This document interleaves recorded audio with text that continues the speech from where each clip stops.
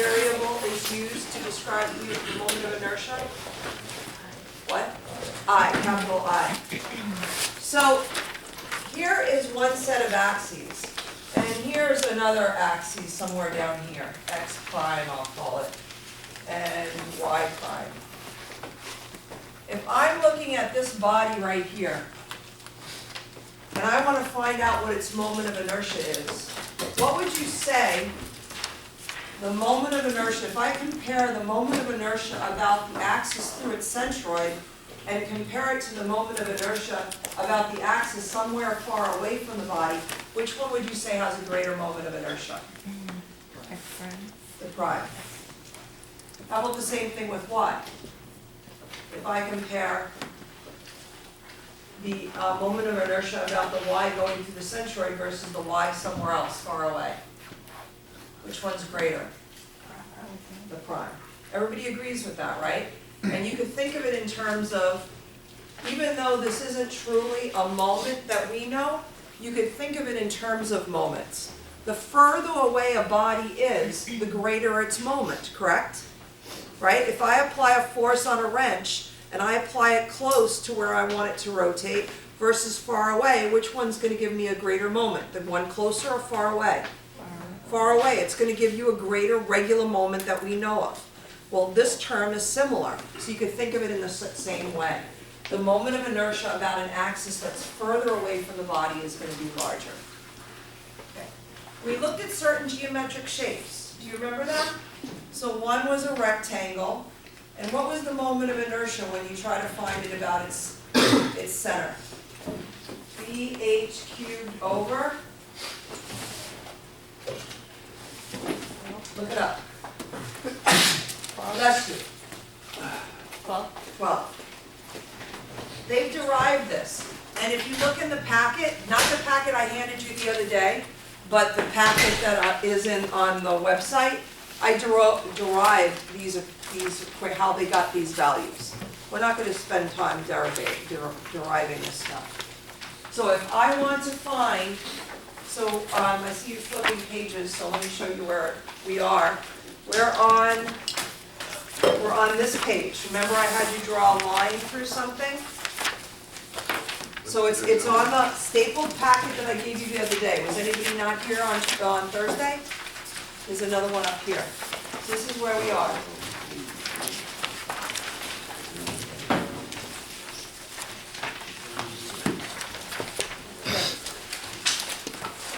So everybody on this page? And what does it say up on the top? Second moment of area. What has it been accepted to be called? Moment of inertia. Is it truly moment of inertia? No, but everybody calls it moment of inertia. Kelly? Okay, so it's the second moment of area. And everybody crossed out that last line, right? That last column? Because we're only going to be looking at the one going through the center. Okay, how about for a triangle?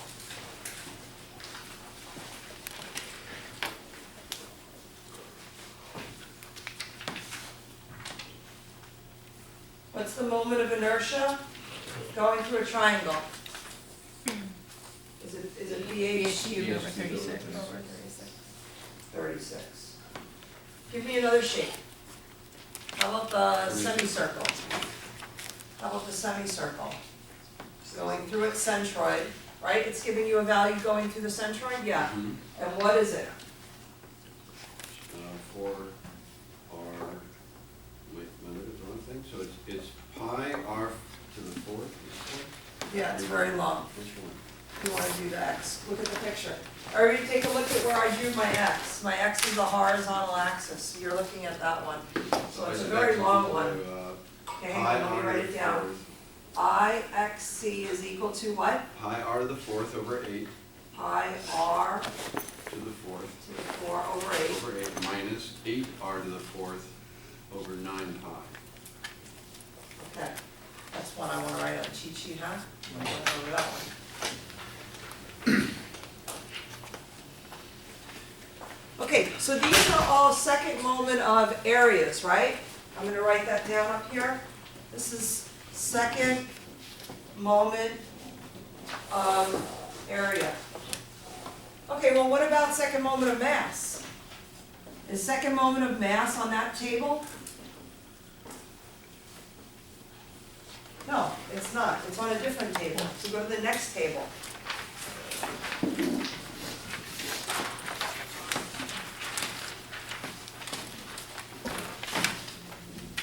What do they say? What do they call the table up on the top? Moment of inertia. Moment of inertia. Why? Because it is officially the moment of inertia. But another name for it is second moment of mass. You guys notice that the second moment of area has distances in it, right? Bases and heights and radiuses. It has distances. What do you think this one's going to have in it? Masses. Probably masses, right? Maybe some distances too, but it's certainly going to have masses. So let's look at this thing that they're calling a thin rectangular plate. And we are going to find XC going right through the center. So where are we? We've got Q's.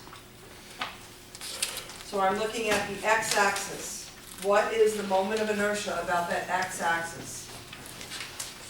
1/12. Okay, hang on a second, let me put all the dimensions. V, H, and T.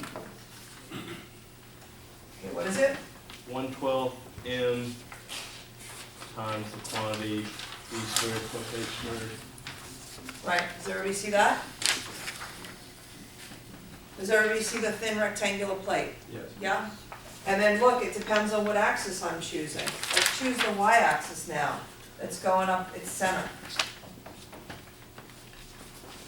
Mark, what's the y? What is the moment of inertia about the y-axis going through the centroid? Through the center, sorry.